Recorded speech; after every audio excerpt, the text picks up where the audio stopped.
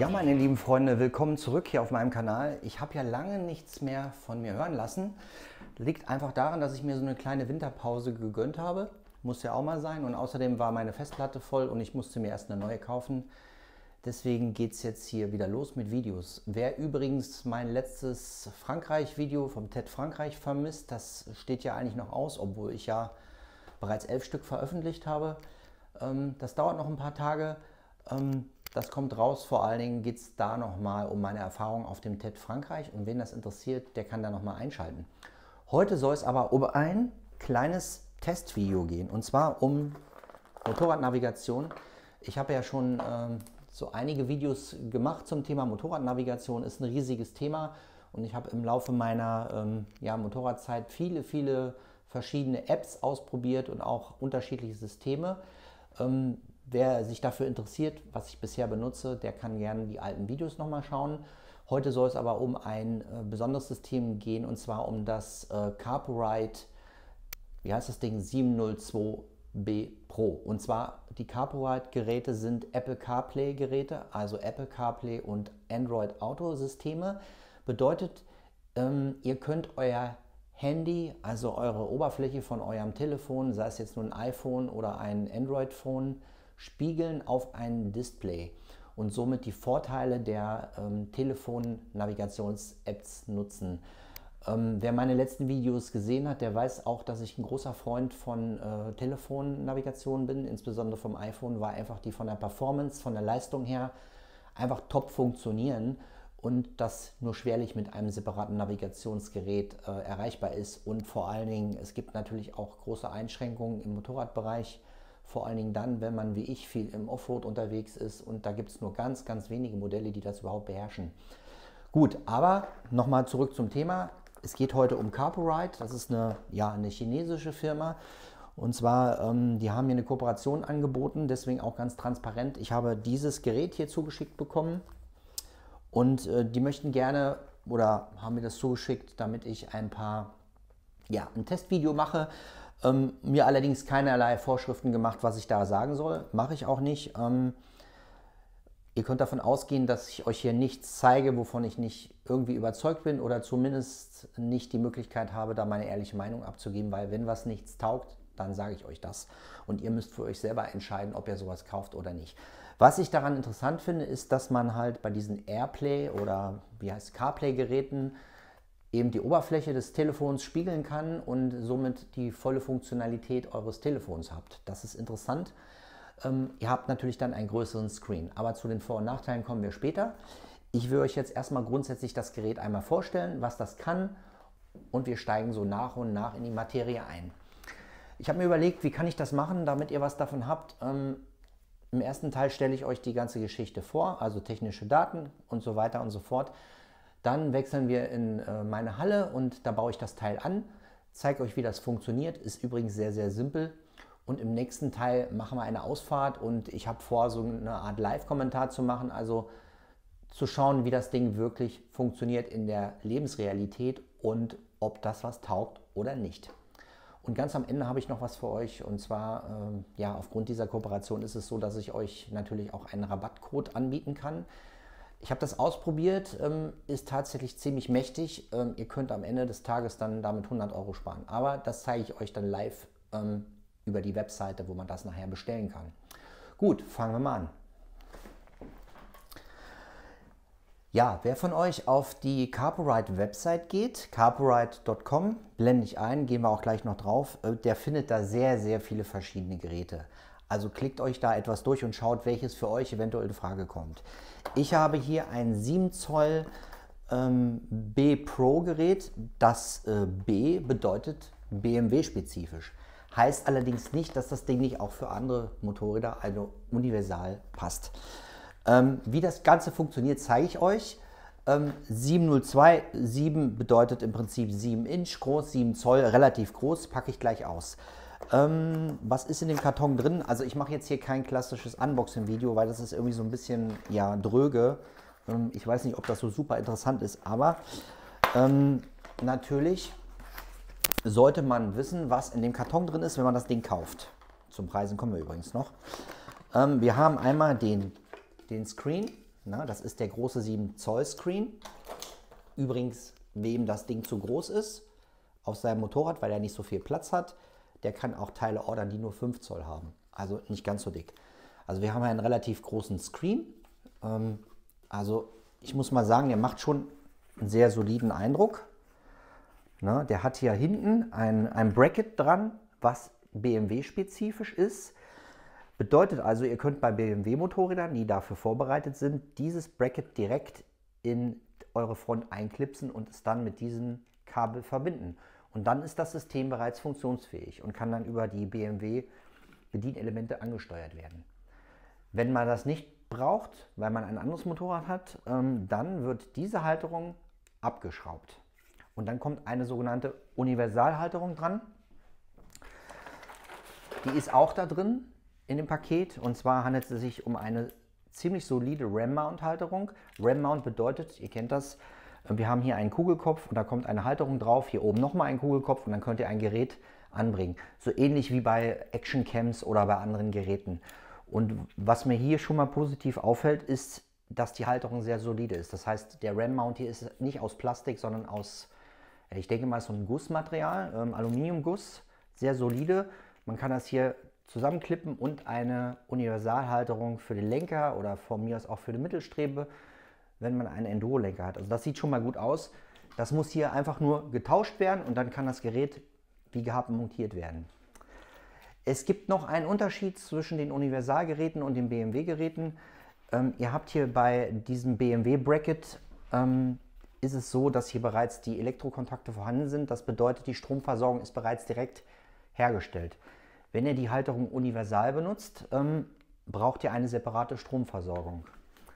Bedeutet, ihr müsst ein Kabel legen zur Batterie. Aber was total clever ist, und das befindet sich jetzt hier in der Tüte, hole ich mal raus.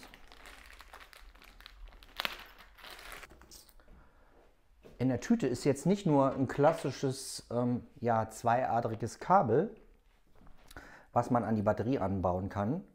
Bedeutet Rot an Plus, Schwarz logischerweise an Minus mit einer separaten Hauptsicherung, falls das Ding durchschmort. Hier ist das Kabel, was dann am Navi natürlich verbunden wird. Ne? Da kann man eigentlich nichts falsch machen. Clever ist allerdings Folgendes. Da ist noch ein anderes Kabel dabei, und zwar ein USB-Kabel mit dem dazugehörigen Stecker für das Navi. Also auch hier wieder das gleiche, Stecker verbinden, Stromversorgung hergestellt. Und cool ist, wenn ihr am Motorrad bereits eine USB-Dose habt, dann braucht ihr das Ding nur einstöpseln. Bedeutet also kein extra Kabel verlegen, was richtig geil ist. Also die meisten von euch haben sicher eine USB-Buchse am Motorrad, um zum Beispiel ihr Handy zu laden oder irgendwelche Akkus. Hat eigentlich fast jeder. Vor allem im Adventure-Bereich oder im Offroad-Bereich sowieso. Ist also ziemlich cool, dass man da noch nicht mal ein Kabel verlegen muss. Bedeutet einfach nur das Gerät am Lenker anschrauben, anstecken und die Verbindung herstellen. Ist eine ziemlich coole Sache. Ja, im Prinzip war es das eigentlich schon. Also sonst ist hier in dem Karton eigentlich nur noch eine Ersatzsicherung dabei, also für die Hauptsicherung und ein kleiner Schlüssel. Eine kleine Besonderheit ist noch, dass die Geräte, die ihr im Shop seht, da gibt es auch einige, da steht eine Abkürzung dahinter, und zwar TPMS, Tire Pressuring Monitoring System. Bedeutet, diese Systeme haben noch zusätzlich die Funktion verbaut, den Reifendruck zu kontrollieren.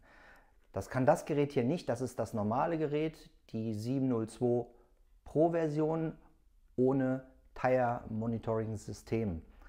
Wer das braucht, kann das noch bestellen, zeige ich euch aber im Shop. Dann kommen wir doch mal jetzt ganz konkret zu den technischen Daten dieses speziellen Gerätes. Interessiert euch natürlich, was kann das Teil?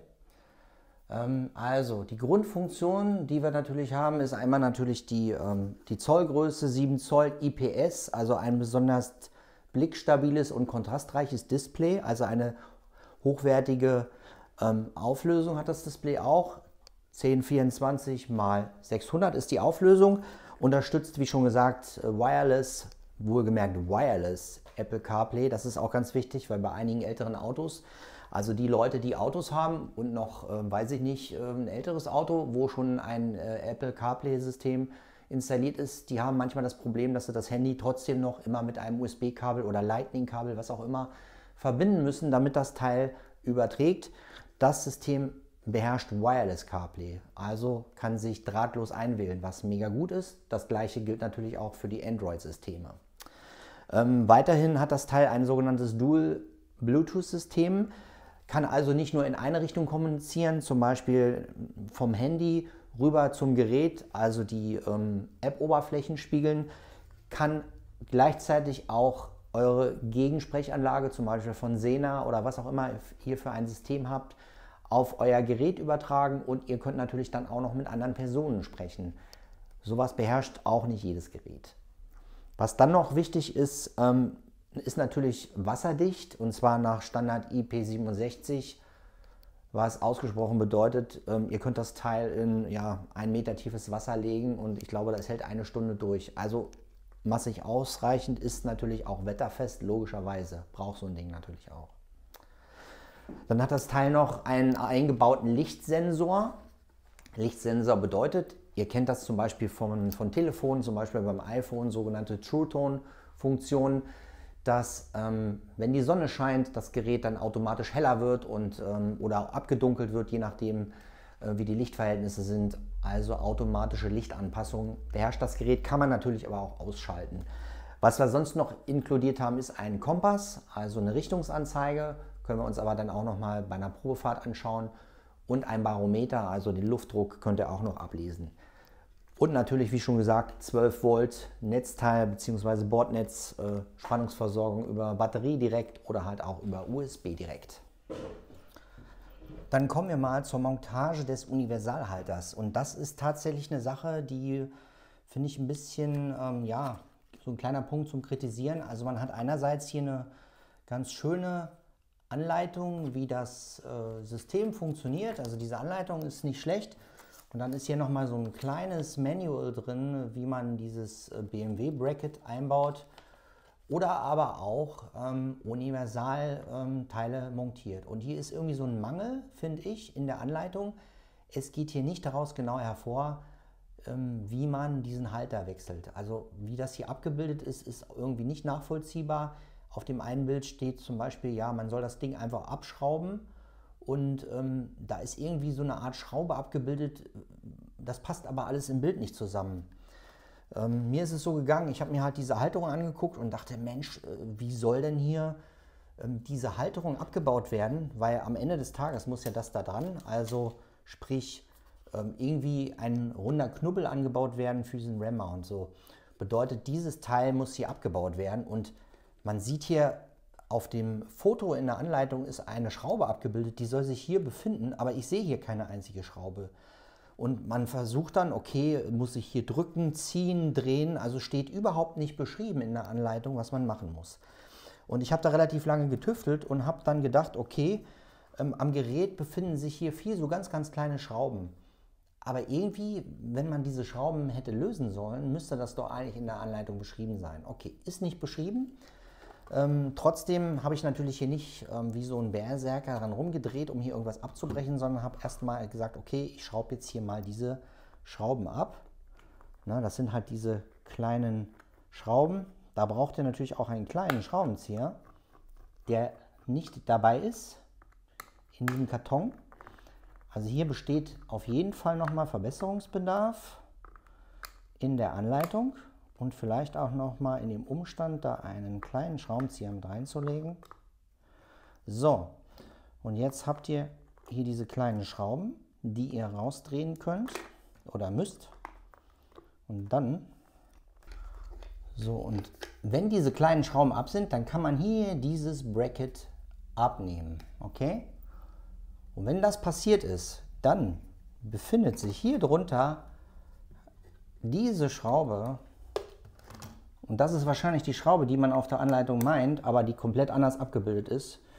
Die muss jetzt hier rausgeschraubt werden. So. Vorsichtig abnehmen. gucken, dass hier diese ganzen Dinger nicht rausfallen. Also diese ganz kleinen Blechschrauben. So. Und dann kann man diesen RAM-Mount-Knubbel hier drauf schrauben. Hier auf der einen Seite sind zwei Abflachungen. Damit muss der RAM-Mount, also die Kugel, hier drauf. Und dann kann man im Prinzip hier diese Schraube, die ihr da rausgedreht habt, von oben einsetzen. So. Reinschrauben. Und dann habt ihr euren Universalhalter und den kann man natürlich jetzt in den RAM-Mount einklinken. So. Und dann festschrauben. So sieht das Ganze dann aus. Ja.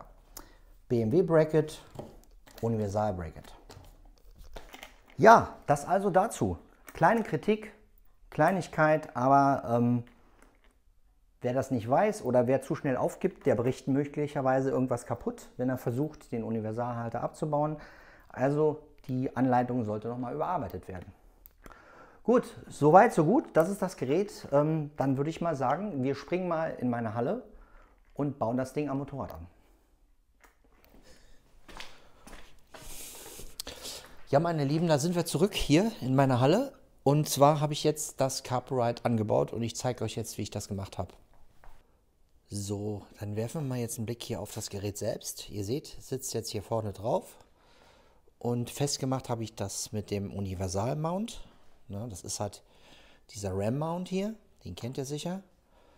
Na, hier sehr solide festgemacht. Und ich habe den jetzt hier unten an der Lenkerklemme, an der Mittelstrebe festgemacht. Hier sieht man eine USB-Dose, da werden wir gleich die Stromversorgung anschließen. Und hier ist noch meine Handyhalterung, die ich üblicherweise nutze. Ja, dann haben wir hier das Stromkabel, was rauskommt. Und ich setze mich mal drauf. Ist jetzt erstmal für die Testfahrt aufgesetzt. Ja, sehr schön groß. Und ich würde mal sagen, wir verbinden das Teil jetzt mit Strom und schauen, wie das Ganze aussieht. Dann stecken wir das Ganze hier in meine Steckdose. So. Und schalten das Ding ein. Ich habe hier einen separaten Stromanschluss und man sieht, das Teil funktioniert bereits. So, ich habe jetzt mal auf die Action Cam umgeschaltet, damit ihr sehen könnt, wie das Ganze hier vor Ort funktioniert, weil ich brauche nämlich jetzt mein Handy. Und wer aufmerksam war, hat schon festgestellt, dass da bereits ein Code aufgeleuchtet ist, der bereits mein Handy koppeln möchte. Das heißt, das erste, was man machen kann oder sollte, sind die Systemeinstellungen öffnen am iPhone. Dann gehen wir auf die Bluetooth-Einstellungen und dann, hier sucht er schon und hat auch bereits das Carburetor gefunden. Warum hier zwei verschiedene stehen, keine Ahnung, weiß ich nicht, aber ich nehme jetzt einfach mal Carburetor Trans. Das hat was mit den Intercom-Kanälen, glaube ich, zu tun. Man kann die ganze Soundversorgung übers iPhone steuern, was auf jeden Fall sinnvoll ist. Oder man kann auch das Carburetor ins Zentrum der Kommunikation nehmen. Das hat allerdings den Nachteil, dass man nicht alle Handyfunktionen nutzen kann. Na, das hat schon mal nicht funktioniert. Jetzt wird der Passkey angezeigt. Und wir brauchen einfach nur auf Koppeln gehen. Ja, jetzt fragt er nach Kontakten, ob ich die erlauben möchte. Erstmal nein. Verbindungsanforderungen. Mit CarPlay verbinden. Verbinden. Ja. Ja, CarPlay Apps suchen, richtig, ja, erlauben.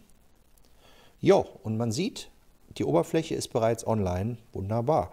Also das Ganze funktioniert wirklich sehr einfach. Ich kann mir jetzt mein Handy wieder an die Seite legen, lasse es aber trotzdem nochmal offen. Und ja, man kann jetzt im Prinzip jetzt hier schon anfangen zu arbeiten. Also wir haben einmal hier die Karten. Na, hier hat man die Karten-App und das ist auch das, was ich dann in meiner kleinen Testrunde ausprobieren werde. Das ist jetzt wirklich die brauchbarste App. Ansonsten gehe ich hier wieder zurück über diesen kleinen Button und man sieht jetzt hier verschiedene Apps, die standardmäßig installiert sind. Ich habe jetzt hier zum Beispiel meine Musik-App, eine Apple Music, ne, und könnte jetzt hier starten. Na, die hat sich jetzt schon verbunden. Ich gehe hier wieder zurück. Dann habe ich hier zum Beispiel Gaia GPS schon auf meinem Handy drauf. Da könnte ich jetzt hier die Offroad-Navigation benutzen. Genau, gehen wir mal wieder zurück. Übrigens, wenn man hier noch weiter scrollt, seht ihr mal, ich habe jetzt hier mal testweise Osmand installiert als Offroad-Navigation. Ich benutze die eigentlich nicht, ich benutze Mapout. Leider wird die Mapout nicht unterstützt, was auch so ein bisschen nachteilig ist, aber dazu kommen wir später noch. Wir haben hier die WhatsApp-Funktion. Was man natürlich allerdings sagen muss, WhatsApp funktioniert nur per Siri, also per Sprachsteuerung. Wahrscheinlich möchte man nicht, dass man während der Fahrt auf dem Display rumtippt. Ja, das Ganze funktioniert gut. Google Maps kann man natürlich auch verwenden. Was ich euch noch gerne zeigen möchte, ist, wie ihr hier verschiedene Apps aussucht. Und zwar beim iPhone geht ihr auf Einstellungen, dann auf Allgemein, dann gibt es hier den Button CarPlay und dann hat er hier euer Gerät ausgewählt, geht drauf und dann auf Anpassen und dann kann man hier verschiedene Apps hinzufügen. Was ihr wissen müsst, es gibt wirklich nur spezielle Apps, die auf CarPlay laufen. Ich zeige euch dann gleich nochmal so eine Liste am Ende. Und dann wisst ihr, welche ihr verwenden könnt. Also es kann durchaus sein, dass eure bevorzugte App hier nicht darauf läuft. Gut, das ist soweit die Grundoberfläche. Gehen wir vielleicht nochmal zur Car-Home. Ah ja, das ist jetzt die interne Oberfläche vom CarPro-Ride. Das hat jetzt erstmal nichts mit der CarPlay-Oberfläche zu tun, sondern das sind die Apps, die hier bereits installiert sind. Die braucht ihr nachher auch zum Beispiel, um Android Auto irgendwie einzustellen. Was haben wir hier? Wir haben hier Musik, können wir einstellen. Wir haben hier die Einstellung für eine SD-Karte, falls die eingelegt ist. Wir haben hier einen Settings-Button, sehr rudimentär. Also man kann hier nur die Grundeinstellungen wieder einstellen oder halt Werkseinstellungen, Wi-Fi, Bluetooth-Einstellungen und so weiter und so fort. Mal gucken. Ja, und was noch interessant ist, hier, wir haben einen Kompass, der wird hier angezeigt. Genau, und wir haben auch, soweit ich weiß, hier haben wir natürlich die Helligkeit und natürlich hat das Gerät auch, wie schon angekündigt, den Umgebungslichtsensor. Bedeutet, dass die Lichtstärke sich automatisch anpasst. Was haben wir hier noch? Ja, hier kann man selber noch verschiedene Hintergründe einstellen. Dann haben wir hier noch einen Equalizer, den man benutzen kann, um Musik zu steuern, Lautstärkeregler und so weiter. Das Gerät hat, soweit ich das erkennen kann oder ausprobiert habe, bereits keinen eigenen Lautsprecher. Bedeutet eben, dass der Sound nur über Bluetooth läuft. Ihr könnt zum Beispiel ein paar AirPods koppeln oder auch euer Sena oder andere Intercoms benutzen.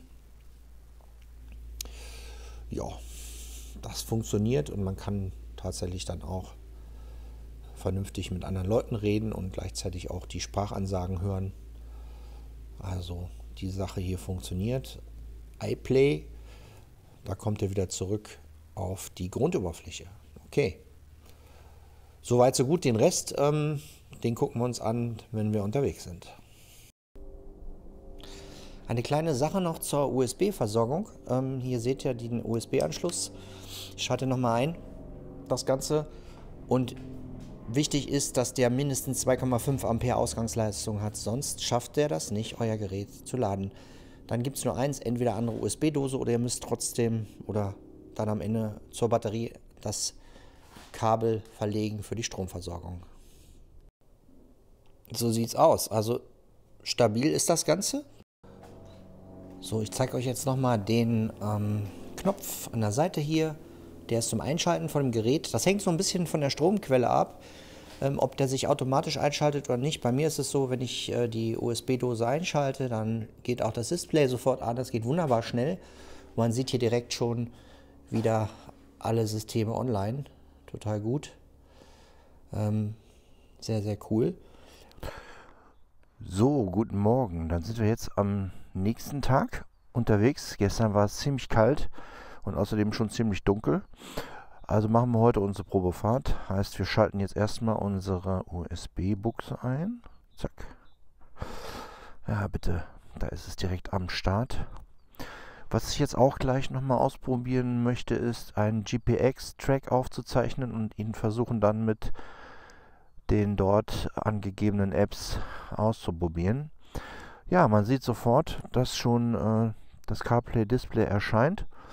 Und wir werden mal direkt jetzt irgendeinen Ort eingeben. Wir gehen mal direkt entweder auf Ziele oder auf Suche. Wir gehen mal auf die Suche. Und ja, ich würde mal sagen, wir suchen mal eine Tankstelle. Das geht alles ganz gut. Nehmen wir einfach mal die hier. Aber man sieht. Übrigens unabhängig vom Handy. Ich habe jetzt gerade auf dem Handy, wie man hier sieht, Mapout geöffnet, um gleich mal den Track aufzuzeichnen.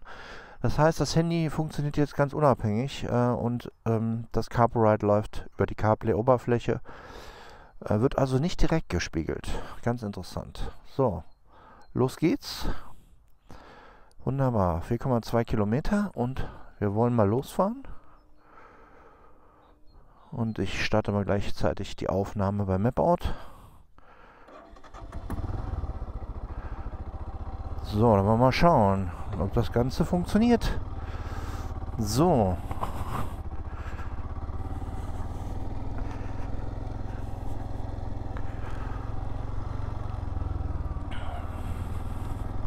Schauen wir mal.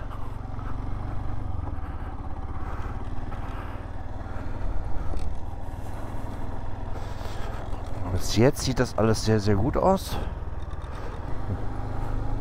So. Hier müssen wir gleich rechts abbiegen.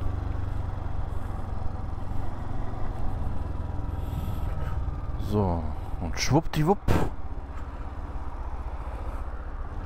Und auf die Straße.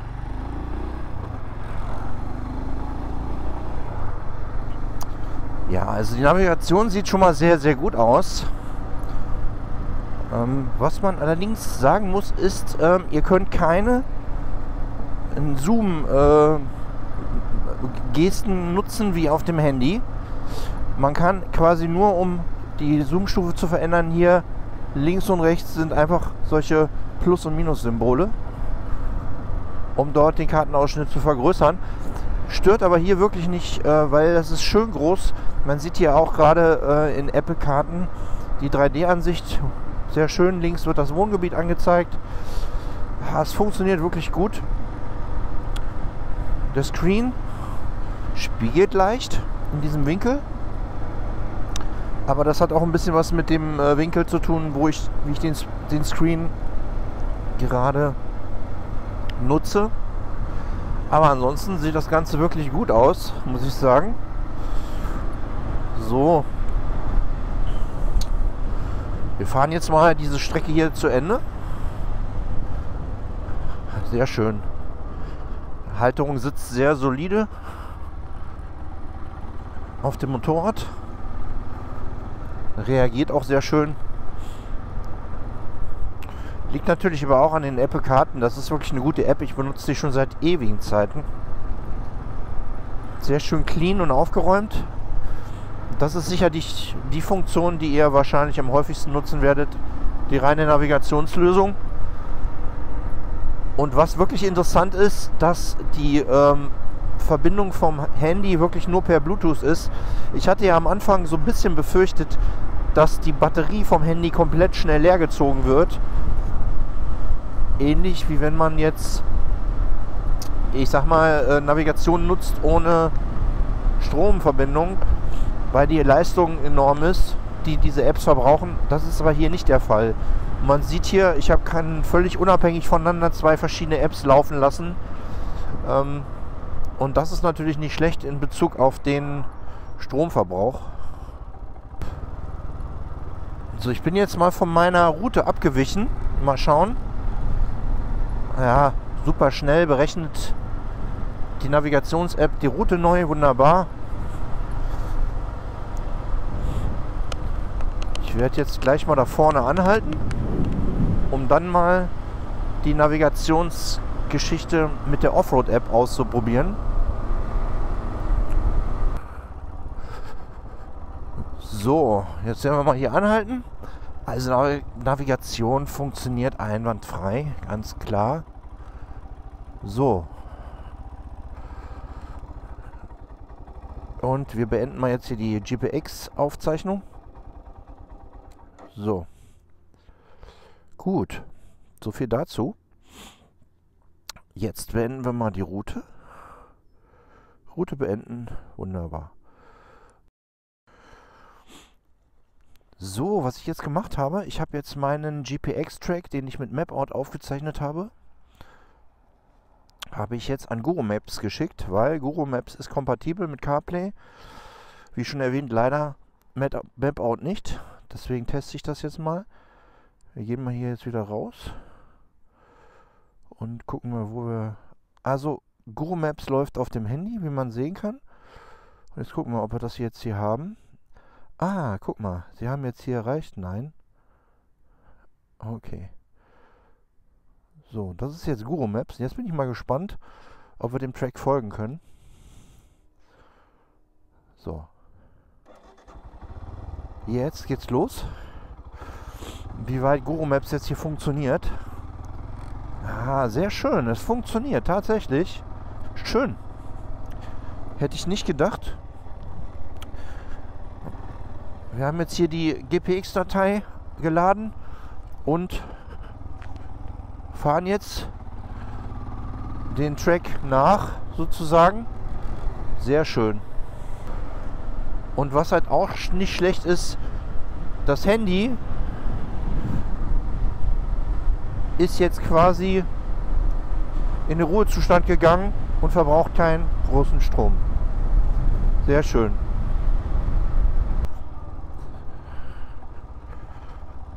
Also, was man auf jeden Fall machen muss, man muss bei den zusätzlichen Apps, muss man die Navigation am Handy starten, sonst funktioniert das Ganze nicht. Also das ist der Unterschied zu den Apple-Karten, die kann man auch vom CarPlay aus bedienen. Und das funktioniert hier wohl mit den anderen Sachen nicht.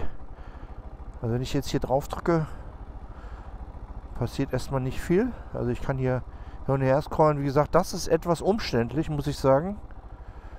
Dass man hier wirklich die Karten nur hier scrollen kann. Gut, man kann hier die Zoom-Stufe ändern. Finde ich aber jetzt nicht so super toll.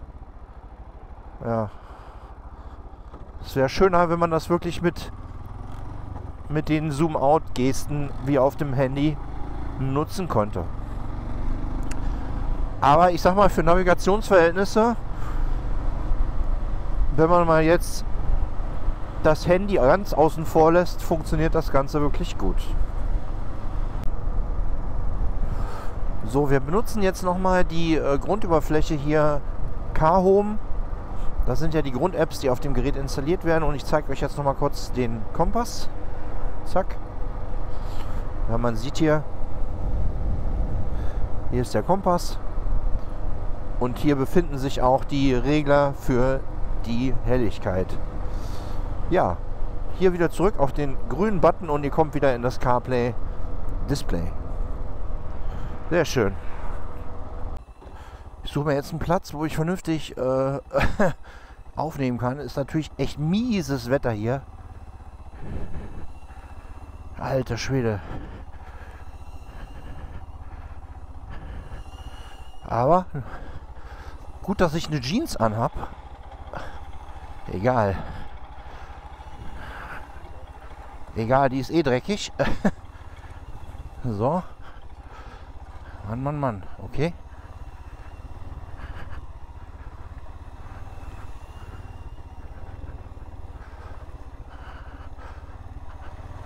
Uiuiui. Zeit, dass dieser scheiß Winter aufhört. Oh lalalala. Oh lala.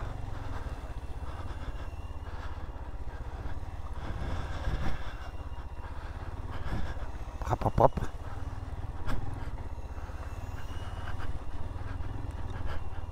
Ah, bitte. Alles halb so wild. So.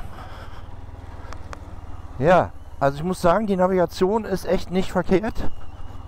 Also jetzt doch besser als erwartet. Muss ich ganz ehrlich sagen. Ja, wirklich. Nicht verkehrt. Ui.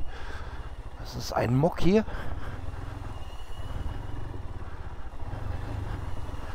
Ja. Okay. Ich glaube, wir sind hier am richtigen Ort. Ich glaube, hier können wir in Ruhe unsere Aufnahmen machen, würde ich mal sagen.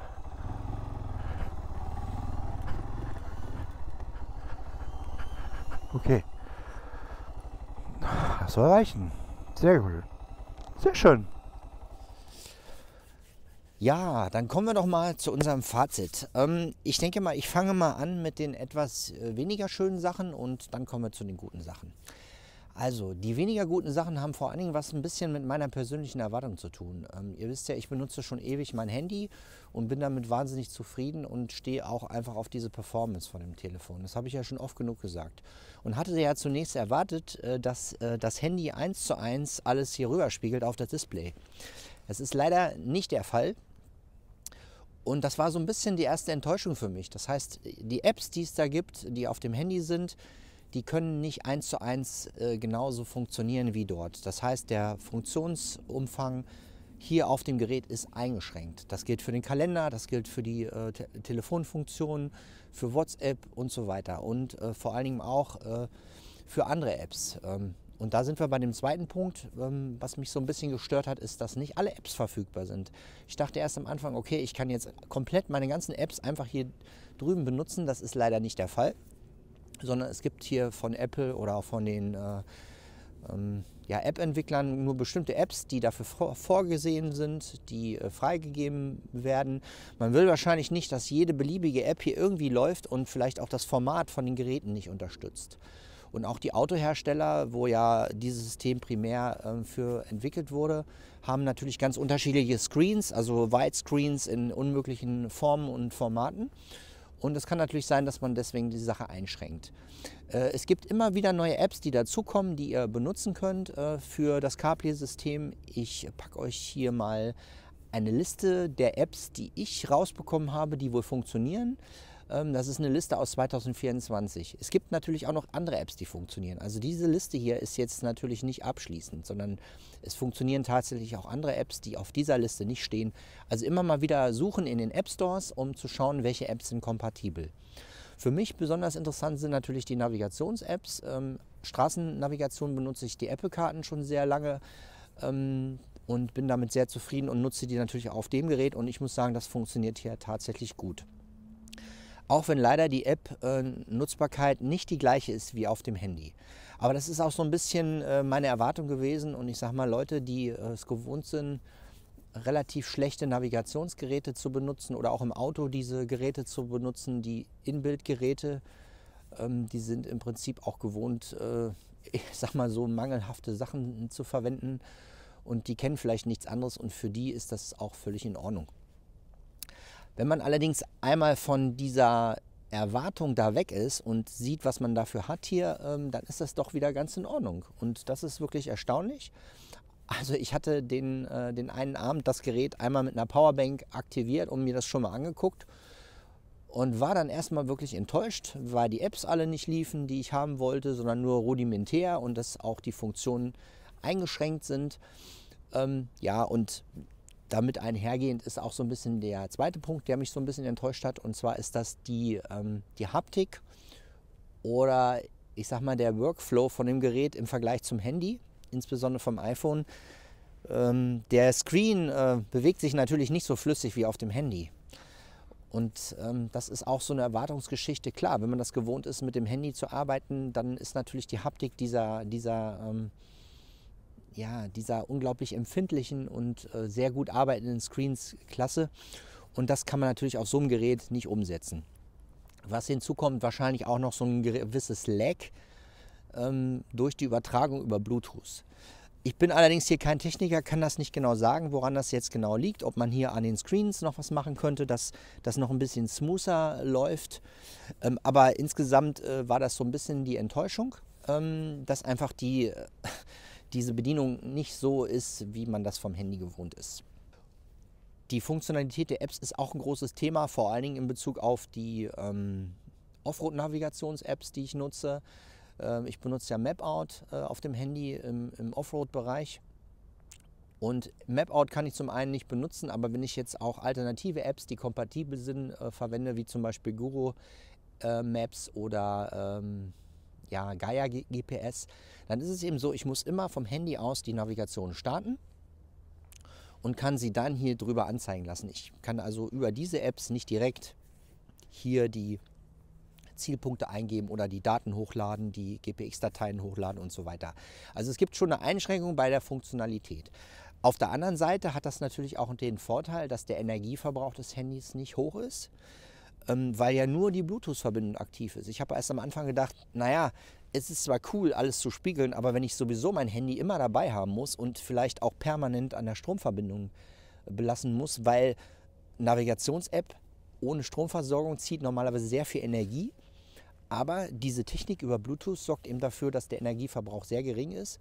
Und was eben auch cool ist, dass man das Handy unabhängig benutzen kann vom Screen. Wenn das CarPlay einmal läuft, kann man auch ganz normal andere Apps benutzen und man hat hier keinerlei Veränderungen auf dem Screen.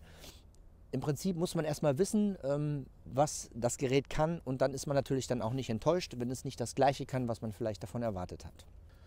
Nichtsdestotrotz würde ich mir schon wünschen, dass man das noch ein bisschen ausbaut. Wenn ich hier zum Beispiel den Kalender benutze, dann ist es zum Beispiel so, dass ich einfach nur eine Tagesansicht sehe und kann jetzt nicht meine Monatsplaner sehen. Ja. Oder die andere Geschichte, die mir auch nicht ganz so gut gefällt, ist, wenn ich zum Beispiel die Karten benutze, dann kann ich keine Zoom-Gesten machen, zumindest funktionieren die nicht ruckelfrei. Ich kann nur diese kleinen Minus- und Plus-Tasten verwenden, um die Karte zu vergrößern. Auch die Karten zu verschieben geht einfach relativ schlecht mit 2 Fingern oder mit einem Finger, weil man das halt mit dem Handy gewohnt ist. Das funktioniert hier so nicht einfach so reibungslos. Auf der anderen Seite muss man sagen, wenn man das Teil dann erstmal angebaut hat und damit losfährt und auch mit den Handschuhen, muss ich sagen, ist es durchaus ein Vorteil, dass das Teil nicht so super sensibel reagiert. Man verwendet mit den Handschuhen sowieso etwas mehr Druck und ist etwas grobmotorischer unterwegs als vielleicht mit den Fingern. Und ich muss sagen, das funktioniert gut. Also ich hatte hier diese touchfähigen Handschuhe an, die relativ dünnen Sommerhandschuhe. Und man kann wunderbar die Knöpfe bedienen mit dem Finger. Das funktioniert gut und ich würde nicht sagen, dass da irgendwie ein Problem vorherrscht. Es ist wiederum das gleiche Erwartung vom Handy und Erwartung von dem, was ich auf so einem Screen mit den ganzen Einschränkungen auch vorfinde. Was die Erwartungen anbetrifft, kann man natürlich auch jetzt festhalten, dass da auch sehr viel Entwicklungspotenzial noch vorliegt. Also ich denke, das ist vor allen Dingen ein softwareseitiges Problem. Es müssten viel mehr Apps da drauf kommen, dass man noch mehr machen kann mit dem Teil und dass man noch mehr der Funktion direkt vom Display aus bedienen kann. So, das waren jetzt die weniger guten Sachen. Kommen wir mal zu den guten Sachen und da gibt es auch einige. Also, was mich wirklich positiv überrascht hat, ist die simple Bedienbarkeit des Geräts. Bedeutet, das Ding einzustecken, Stromversorgung an und sofort kann man wunderbar das Handy koppeln. Man muss nur Bluetooth aktivieren und das Gerät merkt sich nachher auch das Handy, wenn ihr es dann an die Seite legt und das dann am nächsten Tag wieder verwendet. Also einschalten, wunderbar, auch mit diesem Einschaltknopf an der Seite, wenn ihr den braucht, je nachdem, was ihr für eine Stromversorgung habt. Auch sehr simpel diese Stromverbindung hier. Der RAM-Mount ist sehr stabil. Die ganze Haptik von diesem Gerät, was die Qualitätsanmutung anbetrifft, ist wirklich gut. Das gefällt mir. Der Screen ist hell genug, teilweise sogar sehr, sehr hell. Aber das Ding hat ja auch einen Lichtsensor verbaut, regelt auch automatisch runter, wenn ihr das wollt. Also das ist wirklich sehr einfach und ich sage mal, auch jemand, der keine Ahnung von Technik hat oder ein totaler Nerd ist, wird ja das Ding benutzen können. Und ihr könnt wie gewohnt einige Apps benutzen und dann auch die wichtigsten Funktionen nutzen. Und ja, das hat mich wirklich positiv überrascht. Was mir natürlich auch noch total gut gefällt, ist die Tatsache, dass man das direkt mit dem USB-Kabel verbinden kann. Man muss jetzt nicht unbedingt eine neue Kabel verlegen zur Batterie, was ja auch wieder ein bisschen Arbeit ist. Man kann das eben Plug and Play wunderbar nutzen und das ist wirklich klasse. Man könnte den Screen sogar im Auto einbauen, überhaupt kein Problem. Man braucht nur eine USB-Buchse und das war's. Keine großen Aktionen und das finde ich eine wirklich gute Sache. Ein kleiner Hinweis noch, also falls ich hier irgendwas vergessen habe oder irgendwas nicht ganz korrekt ist und ihr andere Erfahrungen mit dem Gerät habt, meldet euch, schreibt es unten rein.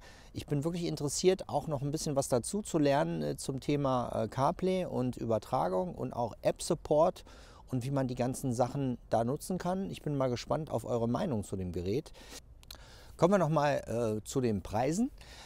Das Gerät kostet jetzt so um die 350 €, je nachdem, was ihr da für eine Ausstattung haben wollt. Es gibt eins, was noch dieses Reifen-Monitoring-System hat.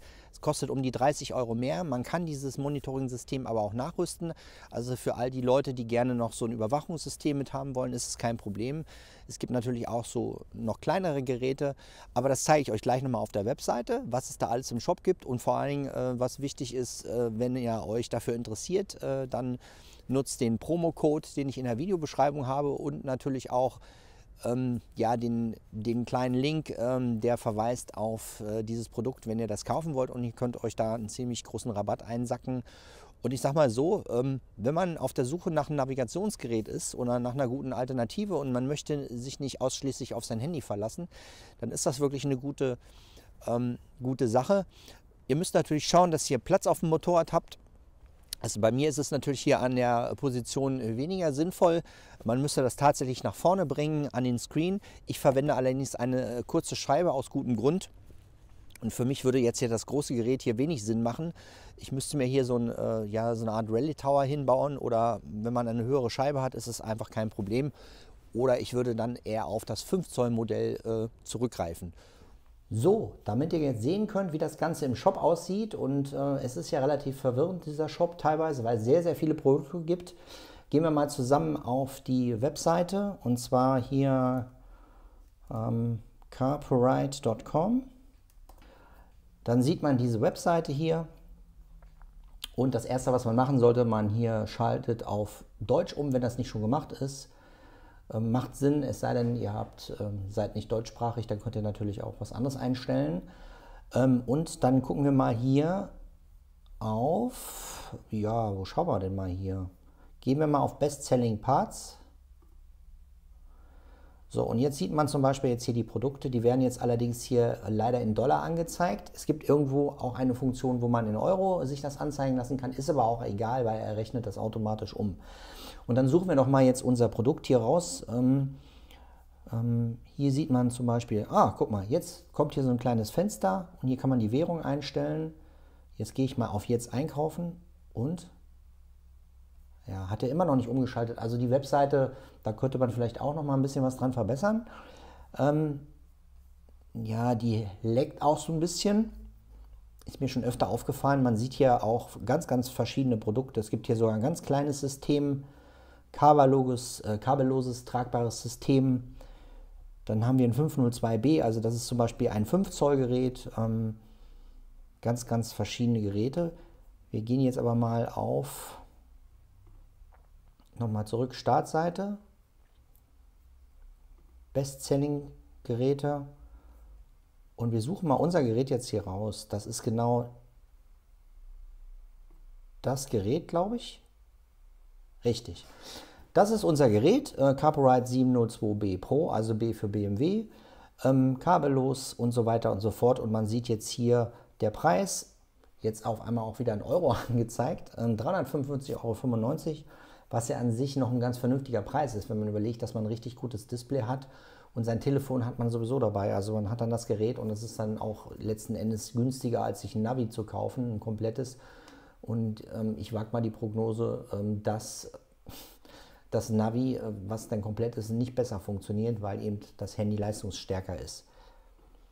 So, wenn ihr sowas kaufen wollt, dann geht ihr jetzt auf den Warenkorb.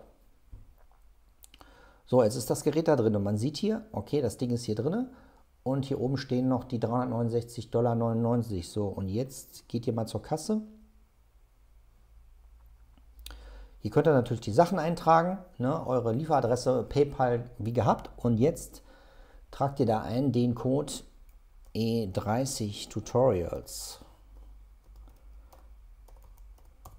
Übrigens, ich habe da irgendwie eine Beteiligung dran. Wenn ihr über diesen Link, der in der Beschreibung drin ist, bezahlt oder das Ding bestellt, nicht über die Webseite direkt, sondern über den Link geht, kriege ich da irgendwie eine Beteiligung. Wie hoch die ist, keine Ahnung. Ich habe sowas noch nie gemacht.